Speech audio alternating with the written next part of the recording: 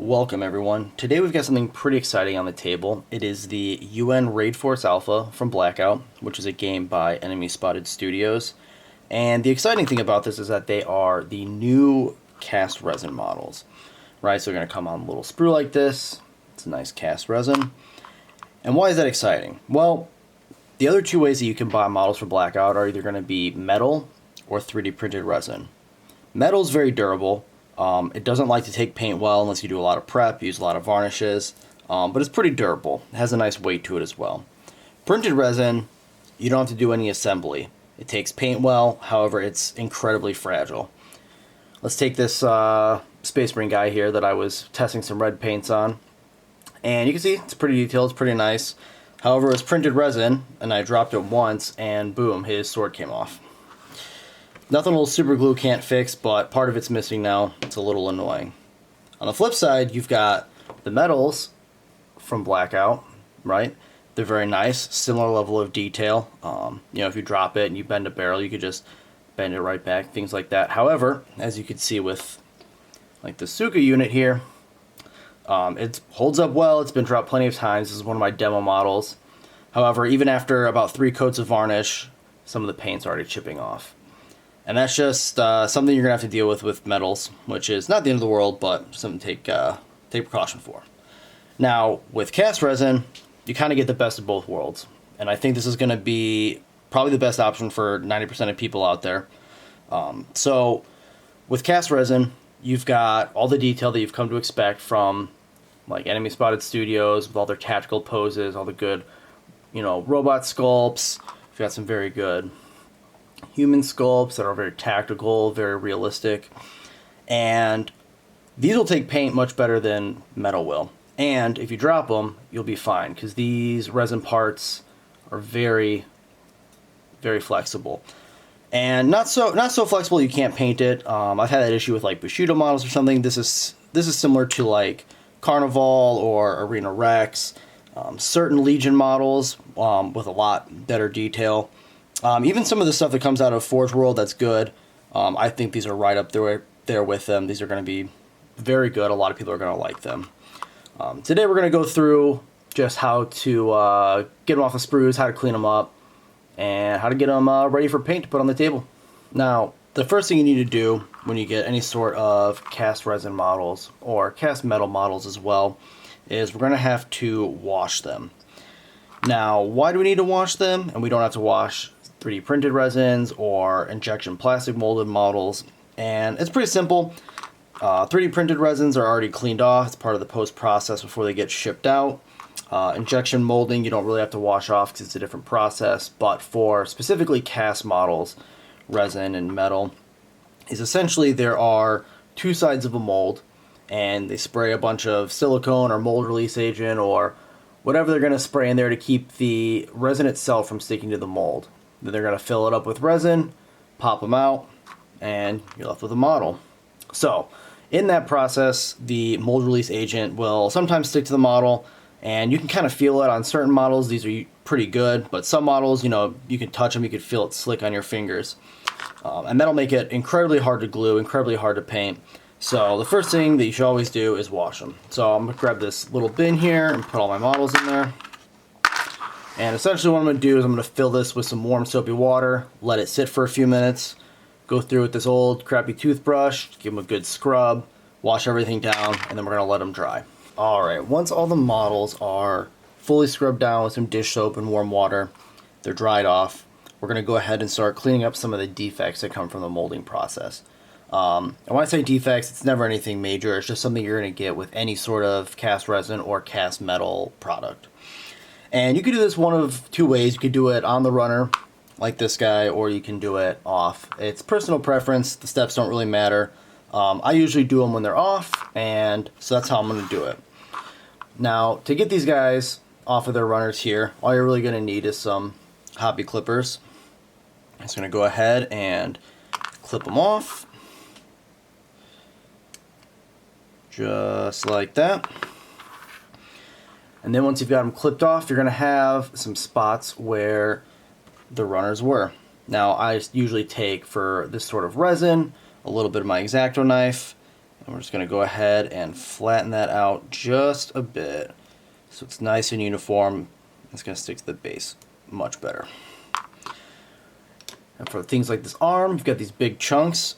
You can file them down with, you know, your X-Acto knife or maybe some sort of nail file or a regular metal file.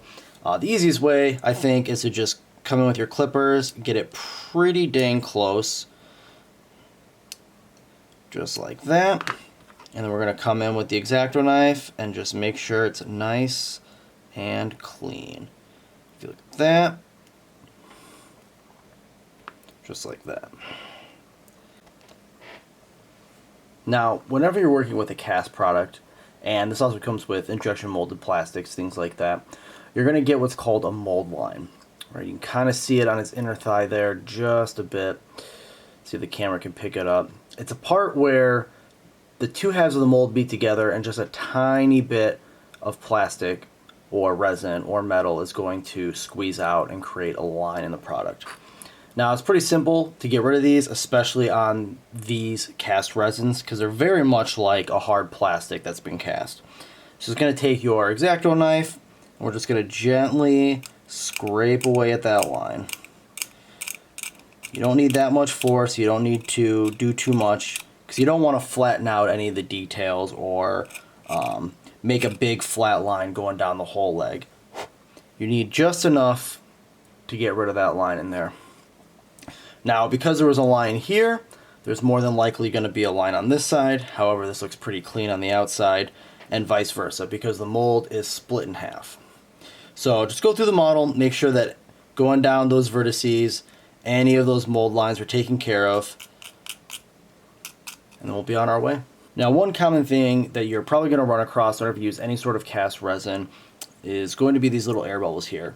Pretty much every company, every game, whatever that I've gotten cast resin models from, there's always at least 1 or 2 models with some air bubbles in there. And that is from the process where two molds go together, you pour the resin in, and a little bit of air gets trapped, forms a bubble, and it pops. And you might be thinking, okay, that's terrible. There's a hole in my model. It looks bad. The whole thing's ruined. I got to send it back. And I'd say to that, fear not. It's a pretty easy fix, honestly.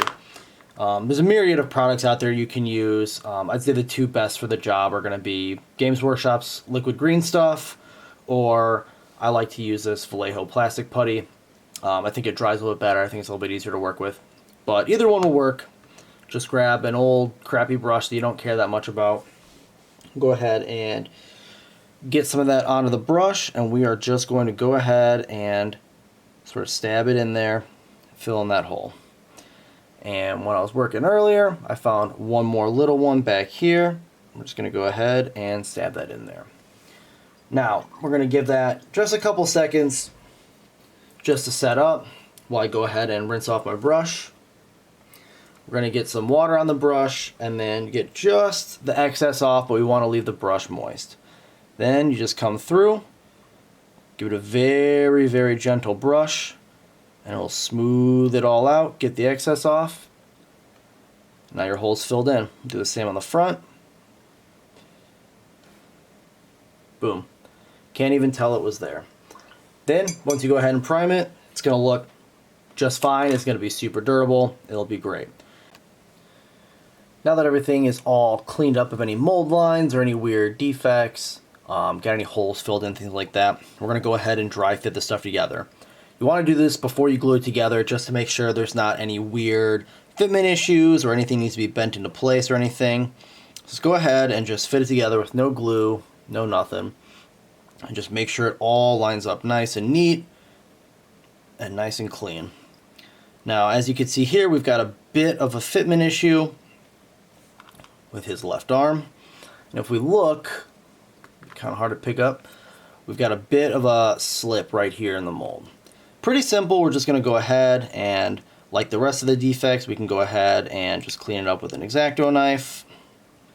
Get it nice and flat, nice and flush. Do another dry fit. It looks much better now. So another very common issue you're going to see with cast resin or even 3D printed resin stuff sometimes is going to be things that get bent in shipping or they get a little bit warped. things like that. It's not a very big deal. All you're really going to do is gonna heat it up, bend it back into place, and let it cool off.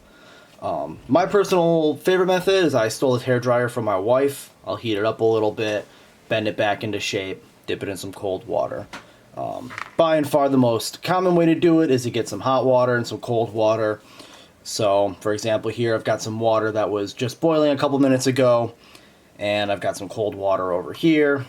It's pretty simple. We're just going to take the part, put it in the warm water, and you can see it got nice and soft.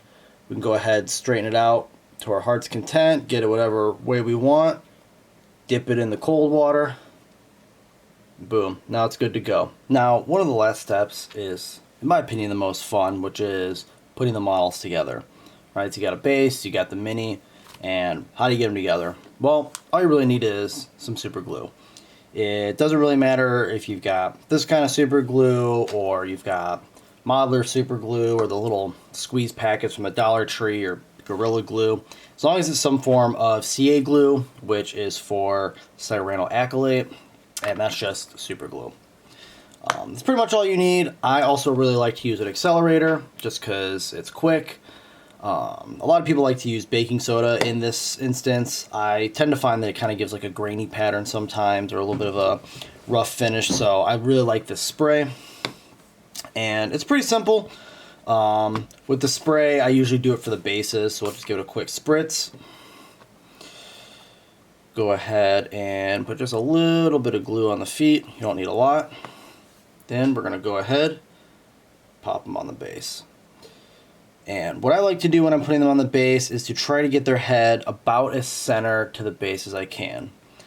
And what this ensures is that no matter how dynamic the pose is, if they're sliding or they're running or they're doing whatever, if the head is on the center of the base, it's going to look uniform and balanced. That's just been my experience. Now, as you can see, that activator worked really quick. I mean, it cured in a couple seconds there. But let's say you don't want to use the activator. You just use normal super glue, put a little dot on there, a little dot. We did all of our dry fitting before, so this should go right together. And we're just going to hold it there for about 5-10 seconds, let the super glue start to cure up. And then boom, that's pretty much all you got to do. Alright, and there you have it. Everything is assembled, ready for priming, ready for painting. The only other thing that I've done is I went through and there's a bit of a gap here from where the arm connected. Filled it in with some Vallejo plastic putty, sort of like we did the air bubbles. But other than that, just go through, make sure there's no noticeable mold lines or any more air bubbles that you may have missed. You can go ahead and prime it. And resin models are pretty easy to prime. You use a spray can or you can use your airbrush or a brush-on primer. They'll take pretty much anything and they will take it well. And with that, we've gone over pretty much everything you need to know on how to work with resin cast models like this. If you liked the video, please go ahead and give it a like, comment, subscribe, all that. If you want to know more about BLKOUT, how to get these models or play the game or join the Discord server or anything like that, I'll have a link to their website in the video description. Go ahead and check them out, show them some support, and get your hands on some of these very nice models.